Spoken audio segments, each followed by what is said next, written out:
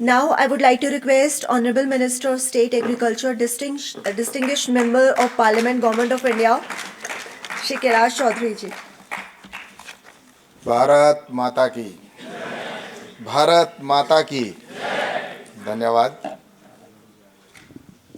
आयुष्मान के 2 दिवसीय इस सम्मेलन में हमारे मध्य उपस्थित हैं हमारे हरियाणा के राज्यपाल महामहिम माननीय बंडारू दत्तात्रेय जी और मंच पर विराजमान राष्ट्रीय संगठन महामंत्री आरोग्य भारती आदरणीय श्री डॉक्टर अशोक पार्सने जी और साथ ही बिहार और झारखंड के क्षेत्रीय संपर्क प्रमुख हमारे आरएसएस के श्री अनिल ठाकुर जी मंच पर विराजमान हैं। आदरणीय डॉक्टर वीएस चौहान जी, साथ ही मंच पर आदरणीय श्री दीपक ठाकुर जी और इस कार्यक्रम के संयोजक आदरणीय श्री डॉक्टर विपिन कुमार जी और उपस्थित सभी अलग अलग क्षेत्र से और अलग अलग जगह पर सेवाएं दे रहे ऐसे सभी आए हुए सज्जनों, भाइयों और बहनों, आज मैं सबसे पहले तो बहुत बहुत धन्यवाद देना चाहता हूं कि ये कार्यक्रम तय किया और उसके बाद में आज इतना बड़ा कार्यक्रम रखा गया 2 दिन का, तो इसके लिए बहुत बहुत धन्यवाद और बहुत बहुत शुभकामनाएं। और जैसा कि हम सब जानते हैं, आदरणीय प्रधानमंत्री नरेंद्र मोदी जी के नेतृत्व में हमारे साइंटिस्टों ने जो कल कमाल करके दिखाया और चंद्रयान 3 एक इतिहास बना और लगभग 55 लाख किलोमीटर की लंबी यात्रा करके और चंद्रमा की धरती पर जब वहाँ पर हम लैंडिंग किए तो पूरे देश के अंदर खुशहाली थी और देश ही नहीं, विश्व के अन्य देशों से भी जिस तरह से संदेश हमें मिले, तो निश्चित रूप से इससे पूरे देश के अंदर एक हर व्यक्ति को एक गौरवान्वित महसूस करने का अवसर मिला है। तो इस अवसर पर मैं सभी को, आपको बहुत बहुत शुभकामनाएं और बहुत बहुत बधाई देना चाहता हूं कि हमारा देश आज हर क्षेत्र में आगे बढ़ रहा है, वो भी 1 नंबर पर पहुंचने के क्रम में बढ़ रहा है कि हर सेक्टर में वो 1 नंबर पर जाए। और उसी कड़ी के अंदर जैसा कि अभी कहा गया, यहाँ पर भी हम जो ये कार्यक्रम का आयोजन कर रहे हैं, किया जा रहा है, तो इसके अंदर भी आपने देखा होगा कि आयुष की बात की जा रही है, स्वास्थ्य की बात की जा रही है। तो हम सब जानते हैं कि पहला सुख निरोगी काया, फिर दूसरा सुख घर में माया, या तीसरा चौथा जो भी सुख है, लेकिन सबसे पहले जो सुख है तो वो अगर स्वस्थ शरीर है तो वो सुख है। बाकी उसके बाद में कुछ भी अच्छा नहीं लगता। आपके पास में अथाह धन संपदा है, लेकिन अगर स्वास्थ्य सही नहीं है तो वो कोई काम की नहीं है। इसलिए पहला सुख निरोगी काया, और उसी को ध्यान में रखकर आरोग्य भारती के द्वारा ये कार्यक्रम का आयोजन किया गया। और निश्चित रूप से इसकी चिंता प्रधानमंत्री जी जब प्रधानमंत्री बने उसी समय शुरू कर दी थी और उसका अलग से मंत्रालय बनाया गया और अलग मंत्रालय के माध्यम से इस काम को गति देने का काम किया गया। और उसी कड़ी के अंदर आपने देखा होगा कि आज योग, कभी हम सिर्फ हिंदुस्तान के अंदर योग करते थे, लेकिन आज अंतर्राष्ट्रीय स्तर पर हमारा योग गया और आज इंटरनेशनल योगा दिवस के रूप में भी हम मनाते हैं और विश्व के प्रत्येक देश में लगभग सब जगह योग को अपनाया गया है। तो ये निश्चित रूप से ये हमारे यहाँ का योग है जो आज विश्व के अंदर गया है। तो ऐसे ही जब हम बात करते हैं मिलेट्स की, तो मैं आप सबसे कहना चाहता हूँ कि कोई भी अगर बात है तो उसको अपने स्वयं से शुरुआत करनी चाहिए। यहाँ पर अभी भाई साहब ने बहुत अच्छे से आपको सबको पहले बताया गया मिलेट्स के बारे में, लेकिन मैं जहाँ तक सोचता हूँ कि यहाँ जितने बैठे हैं उनमें सबसे ज़्यादा अगर मिलेट्स का उपयोग किया है तो वो मैंने किया है, क्योंकि मैंने बचपन से लेकर आज दिन तक मैं मिलेट्स का ही उपयोग करता हूँ, क्योंकि मेरे घर पर बाजरे की रोटी ही बनती है। मैं जब पैदा हुआ तब भी बाजरा ही देखा, थोड़ा बड़ा हुआ तब भी बाजरा ही खाता था, और उसके बाद में और बड़ा हुआ तब भी बाजरा, और आज भी बाजरा, और यहाँ दिल्ली में हो तो भी घर पे बाजरे की रोटी बनती है। और चावल की या गेहूं की रोटी तो हमारे होली या दीपावली के दिन त्योहार होता था, उस दिन खुशी के लिए गाँव में बनती थी, और हम इंतजार करते थे, छोटे थे उस समय, कि गेहूं की रोटी बनेगी या जब दीपावली आएगी तो उस दिन खाएंगे। चावल के उस दिन मिलेगा जिस दिन किसी के घर पे शादी होगी। तो ऐसा एक मेरे घर की कहानी नहीं है, ये पूरे राजस्थान में, मैं जहाँ से आता हूँ, मेरी कॉन्स्टिट्यूंसी बाड़मेर जैसलमेर है, पाकिस्तान के बॉर्डर पर है, पूरे रेगिस्तान है वहाँ पे। लेकिन जब मिलेट्स की बात प्रधानमंत्री जी ने जब इंटरनेशनल स्तर पर ले जाने की बात की, तो उस दिन मंत्रालय की जिम्मेवारी मुझे मिली हुई है, और निश्चित रूप से मेरे से ज़्यादा किसको खुशी हो सकती है। तो इसलिए आज जिस बाजरे को खाने से, या रागी, ज्वार, कुटकी, कंगनी, ये जितने भी श्री अन्न के जो है, जिनका नाम प्रधानमंत्री जी ने अब श्री अन्न रख दिया, अब वो मिलेट्स हमारे डॉक्यूमेंट्स में भी निकाल दिया, सब जगह से मिलेट्स श्री अन्न रख दिया वहाँ पे।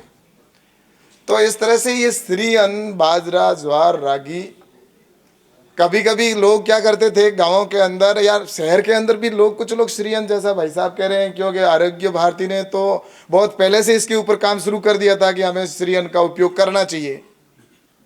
लेकिन फिर भी शहरों के अंदर रहने वाले जो धनाढ़ लोग थे, उनके मन में कहीं न कहीं ये था कि खाते तो थे आरोग्य भारती के कहने से, लेकिन बाजार में जाकर जब वो मंच पे खड़े होते या किसी भी चर्चा करते तो वो थोड़ा कतराते थे कि यार खाता तो हूँ, लेकिन ये गरीबों का अनाज है, तो नाम कैसे लूँ मैं मेरे मुंह से, ये संकोच करता था भाई साहब, सही कह रहा हूँ। लेकिन मुझे खुशी है कि जब से मिलेट्स ईयर शुरू हुआ है, यूएनओ के अंदर प्रधानमंत्री नरेंद्र मोदी जी ने जब प्रस्ताव रखा और यूएनओ ने प्रस्ताव लिया, और 2023 मिलेट्स ईयर के रूप में घोषित हुआ, और उसका नेतृत्व तो भारत को दिया, आज पूरे विश्व में भारत मिलेट्स को आगे बढ़ाने का काम कर रहा है।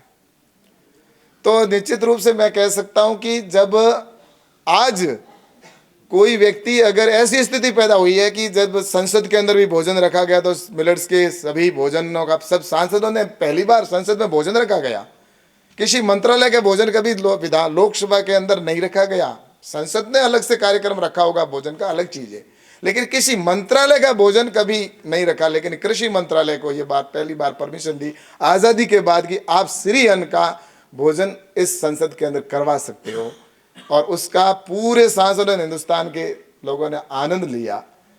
और उसके बाद में मैं ये कह सकता हूँ कि जिसको कभी गरीबों का अनाज कहते थे, गरीबों का खाना कहते थे, वो आज धनाढ़ लोग भी अगर कोई नहीं भी खाता है ना, आज ये स्थिति है कि नहीं भी खाता है ना, तो वो भी कहता है बैठे बैठे, भाई साहब मिलेट्स मैंने शुरू कर दिया, मैं खाता हूँ, श्री अन्न खाता हूँ, बाजरा खाता हूँ। तो ये इससे अच्छा क्या हो सकता है। तो मैं ये ज़रूर कह सकता हूँ कि हमारे वहाँ तो भाई साहब आपने तो कहा कि सर्दी में खाना चाहिए, लेकिन हमारे तो 24 घंटा यही चलता है। कभी आज 100 साल की उम्र का व्यक्ति है, वो भी बाजरा ही खाता है, और उसको बाजरा जब तक नहीं खाता है वो कहता है मेरे को भाई साहब भूख अभी खत्म ही नहीं हुई है। वो दूसरा खाता है, कहता अभी तो मुझे भूख है। तो इस तरह से मुझे लगता है कि निश्चित रूप से श्री अन्न आज विश्व के अंदर पहुंचा, और मुझे इस बात की भी खुशी है कि जो हमारे उत्पादन में भी हम वर्ल्ड में 1 नंबर पर हैं, और हमारा आज उत्पादन एक्सपोर्ट होगा तो सबसे ज़्यादा फायदा किसको होगा, हिंदुस्तान को होगा। दूसरे देशों के अंदर डिमांड बढ़ेगी तो इसका भी भारत को ही फायदा होना है। तो मैं आपको ये ज़रूर कहना चाहता हूँ कि श्री अन्न, मिलेट्स अपनी थाली के अंदर ज़रूर लें, अपनी थाली का हिस्सा कैसे बने। और ये बात मैं तब कह रहा हूँ कि हर बात को मैंने जैसे पहले कहा कि अपने घर से शुरुआत करनी चाहिए। जब मैं यहाँ पर खड़ा हूँ तो मैं अगर करूँ तो पहले मैं स्वयं से तो शुरुआत करूँ। इसलिए एक बार एक साधु थे, उनके पास में एक माँ गई अपने छोटे बच्चे को लेकर, और कहा, एक कहानी है छोटी सी। उसने कहा कि मेरा बेटा गुड़ खाता है, ज़्यादा खाता है, इसकी आदत ज़्यादा पड़ गई है। साधु जी, आपका ये मेरा बेटा जो है छोटा है, आपके पास अक्सर आता रहता है, आपका कहना मानता है, आप अगर इसको कह देंगे तो ये गुड़ छोड़ देगा। तो वो साधु जी ने कहा 1 सप्ताह बाद में आना, मैं कहूँगा इसको। ऐसे करके एक सप्ताह बाद में वो गई, फिर साधु जी ने कहा अगले सप्ताह आना, फिर गई, फिर अगले सप्ताह आना, ऐसे करके 7 सप्ताह निकल गई। इस बार माँ पूरी तैयार होके गई कि इस बार मैं साधु जी को भला बुरा कह दूंगी कि गुड़ी तो छोड़ना है, इतना ही तो बोलना है, आप मुंह से क्यों नहीं बोल रहे हो। तो उन्होंने कहा कि आज वो तैयार होके गई, साधु जी भी समझ गए आज माँ पूरा विकराल रूप धारण करके आई है और मुझे कुछ कहने वाली है, लेकिन मैं भी तैयार हूँ। और उन्होंने जाते ही कहा आप साधु जी कह क्यों नहीं रहे हो मेरे बेटा, आपके कहने से गुड़ छोड़ देगा, एक बार ही तो कहना है आपको। तो साधु जी ने जवाब दिया, जो साधु थे, कि मैं भी इतने समय तक गुड़ खाता था, लेकिन पहले मैं खुद तो छोड़ूं, 1 महीने से मैं ट्राई कर रहा था छोड़ने की। अब मैं गुड़ छोड़ चुका हूं, अब मैं गुड़ नहीं खाता हूं, मैंने पूरा छोड़ दिया, इसलिए अब मैं कहने का हकदारी हूं। और इसलिए मैं बेटा तुझे कहता हूं कि गुड़ अच्छा नहीं है, ज्यादा खाना तो छोड़ दे। बेटा ने कहा ठीक है गुरुजी, आज के बाद मैं ज्यादा गुड़ नहीं खाऊंगा। तो इस तरह से उन्होंने, साधु ने अपने आप से शुरुआत की। तो मैं आपसे कहना चाहता हूं कि अपने स्वास्थ्य के लिए हमें स्वयं को सोचना होगा, खान पान को सुधारना होगा। हम दूसरे लोगों के पास में जाएंगे तो उससे पहले अपने को कहना चाहिए कि मैं क्या करता हूं। मैं मेरा कह सकता हूं कि मैं मिलेट्स का भी करता हूं और मैं योगा भी रोज करता हूं। अगर योगा की बात करता हूं तो सुबह मैं 4:30 बजे उठ के और 5 बजे नहाकर 2 घंटे योगा करता ही करता हूं। योगा 2 घंटे करना, उसके बाद में नेचुरोथेरेपी की भी मैं साल में 1-2-3 बार नेचुरोथेरेपी भी करवाता हूँ। घर पे ही करता हूँ, कहीं जाता नहीं हूँ, लेकिन मेरे सिस्टम में मुझे पूरा पता है, प्राकृतिक चिकित्सा वगैरह करना। और खान पान के अंदर भी, जैसा कि मुझे एक पता है कि आप और हम सब जानते हैं कि बीमारी नाम की, मुझसे पहले भी बताया, बीमारी किसी प्रकार की होती ही नहीं है। बीमारी नाम की कोई चीज होती भी नहीं है। चिड़िया आई कब, मुझे तो ये बताओ। आज से 100 साल पहले कोई गांव के अंदर टैबलेट लेने वाला नहीं होता था। 50 साल पहले, मैं 40 साल पहले की बात कर रहा हूं। मेरे गांव की बात करूं, मेरे आसपास के क्षेत्र के अंदर गांव में अगर एक व्यक्ति भी टैबलेट अगर लेता था ना, तो लोगों के गांव में चर्चा होती थी कि ये व्यक्ति है जो दवाई लेता है, टैबलेट लेता है उसके गांव में, कि ये उस घर में बीमार है एक आदमी। और आज तो घर घर की कहानी है, हर घर में 1-2-3 तो लोग बीमार हैं, कोई न किसी न किसी प्रकार से टैबलेट लेता ही है, चाहे उसके माइग्रेन की, सिरदर्द की बीमारी हो, लेकिन वो लेता ही लेता है। उसके पेट की गैस की प्रॉब्लम है, या कोई डायबिटीज की समस्या है, किसी प्रकार की है, कैंसर की भी कई, जो आज हमारे डॉक्टर साहब, मेरे कैंसर के डॉक्टर साहब बैठे थे, मैं यहाँ बैठा था पास में, तो मैंने पूछा कि इसका कोई इलाज है। मैं जहाँ भी जाता हूँ, कैंसर का रोगी है, डॉक्टर के पास में जाता है, इलाज कराता है, 6 महीने 7 महीने पूरा खर्चा टूट जाता है और घर भी बर्बाद होता है। उसके बाद में वो जिंदगी से चला जाता है, और जाने के बाद में वो तो गया ही गया, लेकिन पीछे उसकी कई पीढ़ियों को भी वो बर्बाद करके जाता है, क्योंकि फिर वो उठ ही नहीं पाता, कर्जे में इतना दब जाता है। इसका इलाज है? डॉक्टर साहब ने कहा कुछ भी नहीं है भाई, एक ही इलाज है, खान पान सुधार कर लो। खान पान अगर आपका सही है, क्यों, मैंने गलत तो नहीं कहा डॉक्टर साहब, ये क्योंकि डॉक्टरों के लिए निश्चित रूप से थोड़ा मुश्किल होता है कहना ये शब्द, क्योंकि, लेकिन फिर भी डॉक्टर साहब ने बहुत ईमानदारी के साथ के लिए कहा, इनके लिए ताली बजाना चाहिए कि वास्तविकता ही है। और खान पान के लिए मैं आपसे कहना चाहूँगा कि अगर हम ये जो पिज़्ज़ा, बर्गर और ये बच्चों के अंदर जो खाने की आदत पड़ी है ना, ये स्वाद के चक्कर में अपन सब अपना जीवन, आने वाली पीढ़ी को बर्बाद करने का काम कर रहे हैं। हमारी आने वाली पीढ़ी, हम ये पाश्चात्य संस्कृति, और उधर के जो ये कई लोग तो वहाँ पर खाना खाते हैं, रात को ले जाकर फ्रीज में डालते हैं और दूसरे दिन खाते और तीसरे दिन खाते, 1-1 सप्ताह तक खाते रहते हैं। अब वो क्या खाना है, कोई खाना है, वो तो पेट भरना है। मैं 1-2 देशों के अंदर मेरा जाना हुआ, वहाँ पे मैंने पूछा आपके घर पे किचन नहीं है? कि किचन किस लिए? खाना बनाने के लिए। तो खाना कौन बनाए? हमारे यहाँ तो किचन होता ही नहीं है, खाना बनाने का सिस्टम ही नहीं है। हम तो होटल पे जाते हैं, वहाँ से खा लेते हैं, खाने के बाद में जो बचता है घर पे ले आते हैं, सुबह उसी को खा लेते हैं और 4-5 दिन का लाके इकट्ठा कर लेते हैं। तो वो सड़ा हुआ बासी भोजन है, वो आपको कौन सा फायदा करने वाला? कुछ भी नहीं करने वाला, आपको उल्टा नुकसान करने वाला है।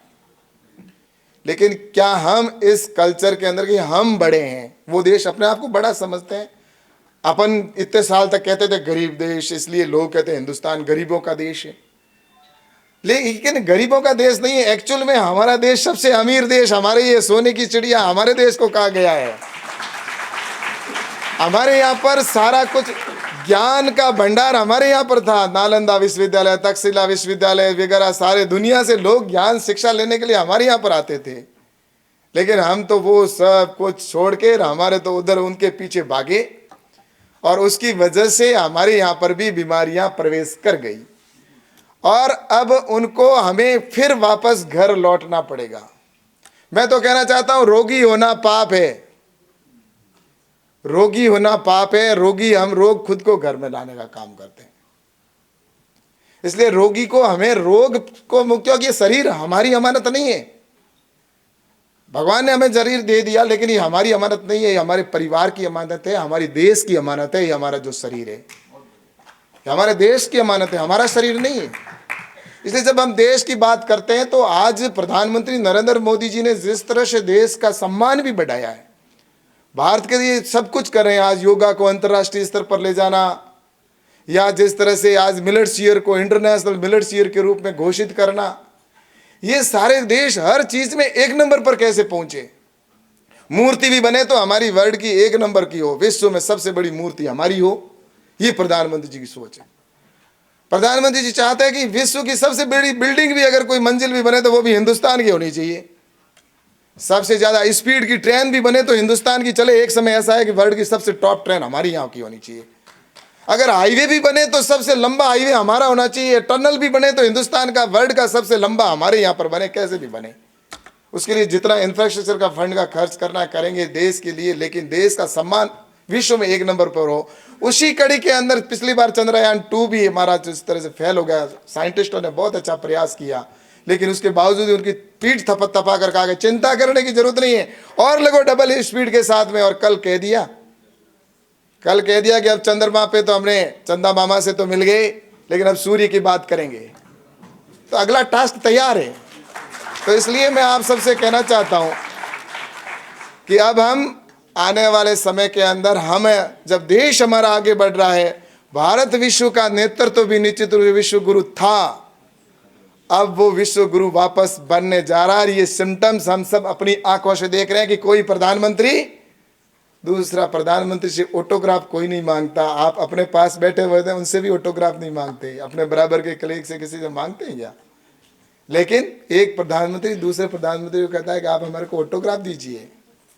कोई चरण स्पर्श करता है, चरण स्पर्श, प्रधानमंत्री के चरण स्पर्श कैसे कर सकता है? लेकिन प्रोटोकॉल को तोड़कर चरण स्पर्श करना, और प्रधानमंत्री से राष्ट्रपति आकर रिसीव करे एयरपोर्ट के ऊपर, ये सब प्रोटोकॉल तोड़ के अब क्यों होने लगा? और ये सारी चीजें हो रही है। और कोई कह रहा है बोस, हमारे बोस, कौन बोस? अपने देश के ऊपर कोई दूसरा बोस होता है क्या? लेकिन ये सब परिवर्तन जो हो रहा है, ये परिवर्तन का काल है, और इस परिवर्तन के काल में हम सभी यहाँ पर इसके साक्षी भी बन रहे हैं। और हम लक्ष्य लेके चल रहे हैं कि भारत 2047 में विश्व का, भारत विकसित राष्ट्र बने। 10वें स्थान से अर्थव्यवस्था में हम 5वें स्थान पे पहुंच गए। 2-5 साल के अंदर हम 3रे स्थान पर, आर्थिक दृष्टि से हम शक्तिशाली हो जाएंगे, 3रे स्थान पे पहुंचेंगे, और 2047 में विकसित भारत बनेगा। लेकिन उसके लिए स्वस्थ रहना बहुत जरूरी है। अगर हम स्वस्थ नहीं रहे तो कहीं वहां नहीं पहुंच पाएंगे। इसलिए स्वास्थ्य हमारे लिए जरूरी है, और इसीलिए आरोग्य भारती ने ये पूरे देश के अंदर, जो हमारे आरएसएस का आरोग्य भारती है, निश्चित रूप से सभी हमारे पदाधिकारी और सब जो जिस तरह से काम कर रहे हैं, इस काम को हम सभी नीचे तक ले जाकर हमारे देश को आगे बढ़ाएं, विकसित भारत बनाएं। तो उसमें हमारे शरीर से, हमारे खान पान में सुधार करके, और हम अपने आप को एक ऊर्जावान बनाकर और डबल ताकत के साथ में हम काम करें, ताकि हमारा ये युवाओं का भारत है ये आगे बढ़े और हम स्वस्थ रह सके। और पहला, जैसे मैंने कहा, पहला सुख निरोगी काया, हमारा स्वास्थ्य स्वस्थ हो, ऐसी सभी के मैं शुभकामना देते हुए आज मैं यहाँ पर, मुझे आयोजकों ने बुलाया, इसके लिए भी मैं धन्यवाद देता हूँ। आप सबका बहुत बहुत आभार प्रकट कर देता हूँ। और मैं निश्चित रूप से आपका धन्यवाद, आप सभी यहाँ पर इतनी बड़ी संख्या के अंदर आए। यहाँ पर जितने भी उपस्थित हैं, मैं सोचता हूँ कि एक एक व्यक्ति है जिसके पीछे क्षमता की कोई सीमा नहीं है। उनके पास में सभी अपने अपने क्षेत्र के अंदर अपना अपना पूरा एक बहुत बड़ा प्रभाव रखने वाले यहाँ पर सभी उपस्थित हैं। तो मैं सभी से यही कहूँगा कि अपन जाकर इस काम को आगे बढ़ाएं, और अपने देश को फिर से विश्व गुरु बनाने के लिए हम सभी संकल्पबद्ध होकर यहाँ से जाएं। ऐसी शुभकामना के साथ आपका बहुत बहुत धन्यवाद। जय हिंद, जय भारत।